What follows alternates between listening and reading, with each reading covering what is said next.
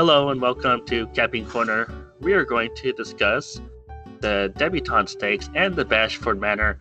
They're both on Saturday at Churchill Downs. And let's start off with the Debutante. It's Churchill Downs, race 8, and there's a field of 10 two-year-old fillies. The favorite is going to be on the 1s and 2s. And she broke her maiden by 1 3/4 lengths. And I thought she did pretty well. She was a presser in the race, and then she took over in the stretch, and she beat Tis Plenty by about 2 lengths in that race. And Tis Plenty is in this race. I think she's a good filly. What do you think of on the 1s and 2s? Yeah, she won very well at his debut, and after that race, he's training really well with some fast workouts. In her first race, she pressed the pace and won by almost 2 lengths.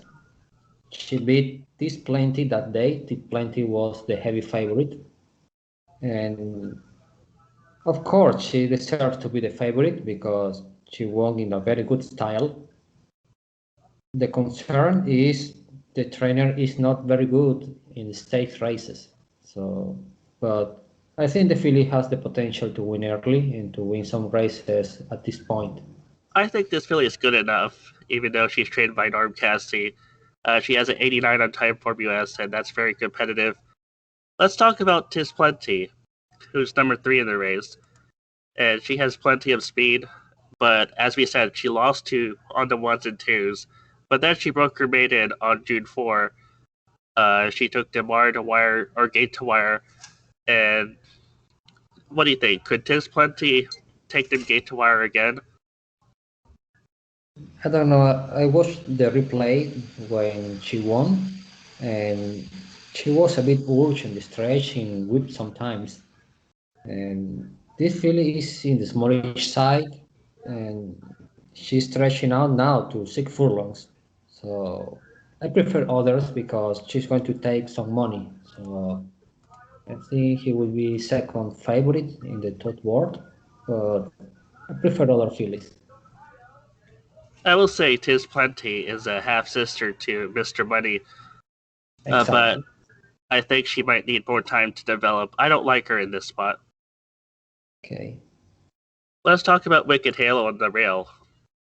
She broke her maiden pretty impressively. She also led from start to finish, but it was at Lone Star. So, do you trust this Gunrunner filly, even though she's from Lone Star?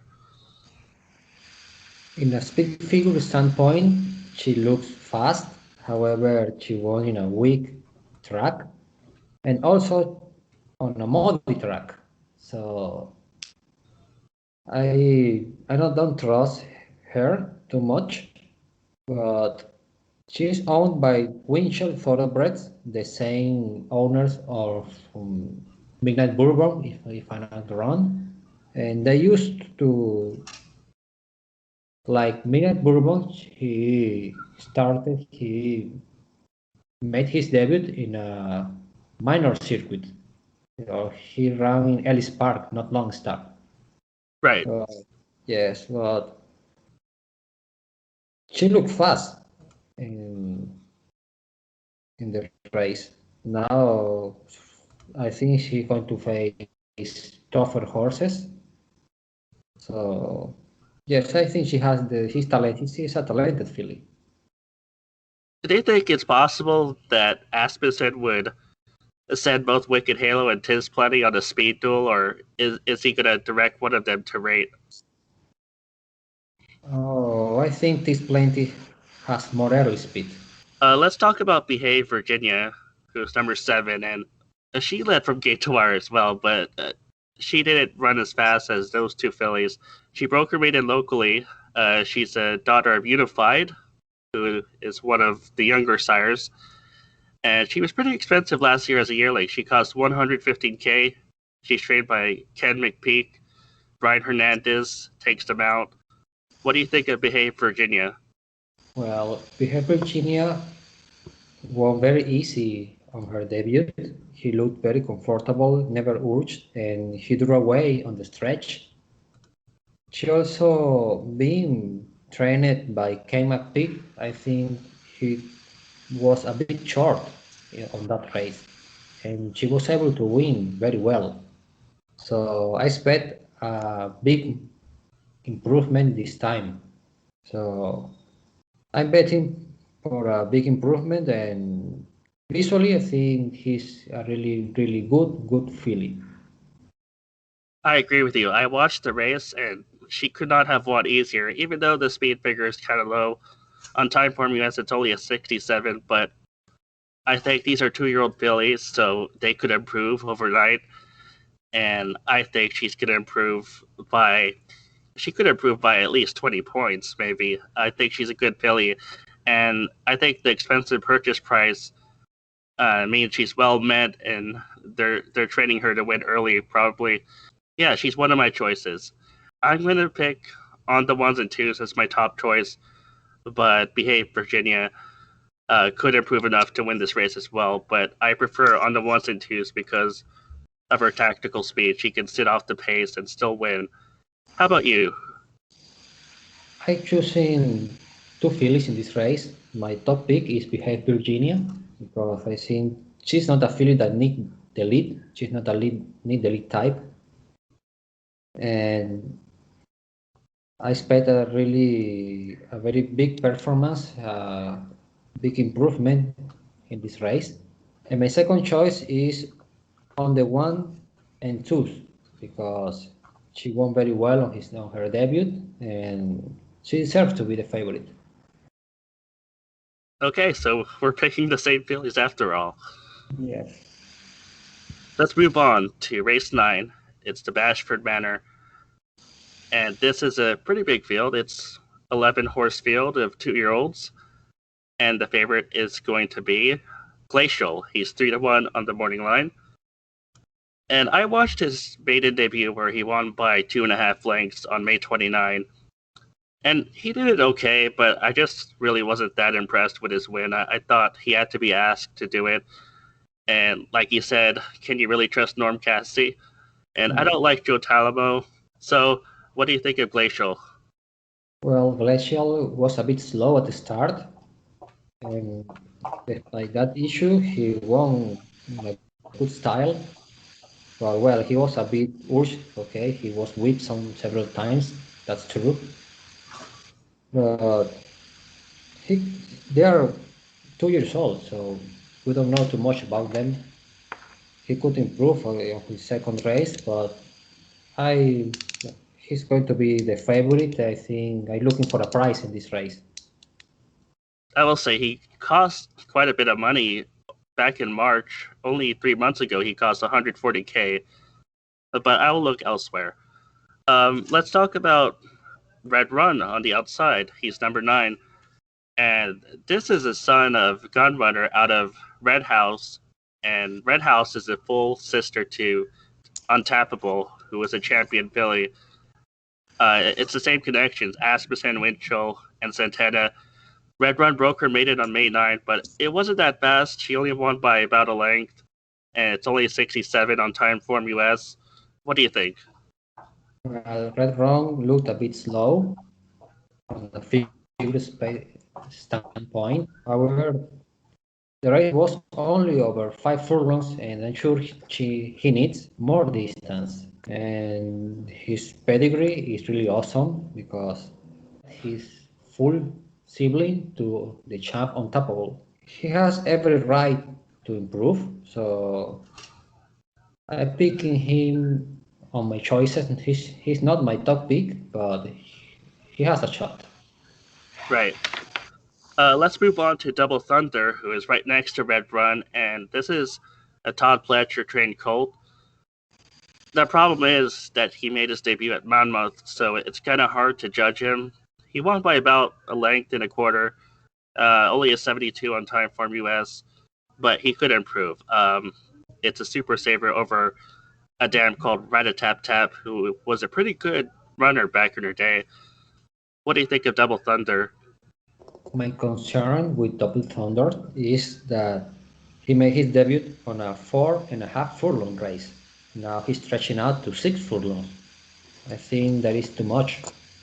for this horse, and yeah, he ran at Monmouth Park with no whip, so we don't know if he liked the whip or how he would react when he will be whipped in this race.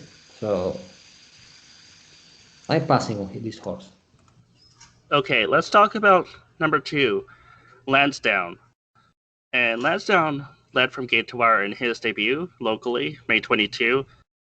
I thought he did it pretty impressively, even though he only won by about a length and a half. The runner-up Gunite, even though we don't know a lot about him, he's probably a good horse. It was 2 more lengths back to the third place horse. Dallas Stewart and John Court worked well together. What do you think of Lansdowne? Well, Lansdowne, he's a horse with a lot of speed. He showed a good early speed on his debut. He won gate to wire on that day. I think he will take the lead again and try to wire the field. He's half sibling to Midnight Lucky. Midnight Lucky was a pretty good filly, and I remember he won the British Cup filly and mare sprint. I don't remember. I think she won the British Cup filly and mare sprint. Yeah, I can't remember off the top of my head. I think her only bad race came in, it might have been the Kentucky Oaks, but every other race she ran a good race. Yes. So after this race, he recorded not a bullet, but it was a very fast workout for full 47 and change. And yes, I'm betting for this horse to use his speed to ward the field again. He's one of my choices too. My only concern is that he might get into the speed tool with Glacial. Let's talk about Vodka and Water on the rail really quick. I don't like this horse because he lost to Glacial, and I'm not picking Glacials, so I'm not picking Vodka and Water either. He's still a maiden, even though he's trained by Asmussen. So I don't know. Maybe Asmussen has a high opinion of this colt, but I'm not gonna pick Vodka and Water. What do you think? Well, I never pick maidens in stakes races, so I'm really passing on this horse. Okay. Let's talk about Tapped Off really quick because I kind of like this one. This is a Tapiture colt or Tapiture gelding over a dam called Belong to Lassie. And Belong to Lassie might not sound like any name, but if you check out AP Indy's dam line, you check out Tapped Off's dam line, they're almost the same dam line. This horse is also maiden, though. He did not break his maiden. He was second on June 4. He lost by head to Cool Papa G. But I thought he ran well. He only lost by a head. His time form US figure was 79. What do you think of Tapped Off? He could show some speed again, and that's my concern that he could duel with my top pick. So, but I don't see this horse winning the race. Only just disturbing a bit the Dallas Stewart training. Okay, fair enough. Is there any other horse in this race you want to talk about, or is that it? No, that's it. Okay. To close things out, my 3 picks in this race. Red Run is my top pick, but I also think Lansdowne can win if he doesn't get in the speed duel. And my long shot is Tapped Off. Even though he's a maiden, I think he has a lot of potential. And I don't think he needs to lead either. I think he could stalk. How about you? Well, my top pick is Lansdowne, the Dallas Stewart trainee. I think he will show again all his early speed, and at least he's going to be on first place on the stretch. Let's see if he can wire the field. And my second choice is Red Run, because this is a horse that I'm sure he will improve, and the distance would suit perfect for him. Okay. Well, that's our episode of Capping Corner for this week. We'll let you know when we come back on the air. Sigi is thinking about doing solo videos on his own. We'll discuss it. Okay, so see you next week with another stake races. All right. Good luck with your bets and see you next time.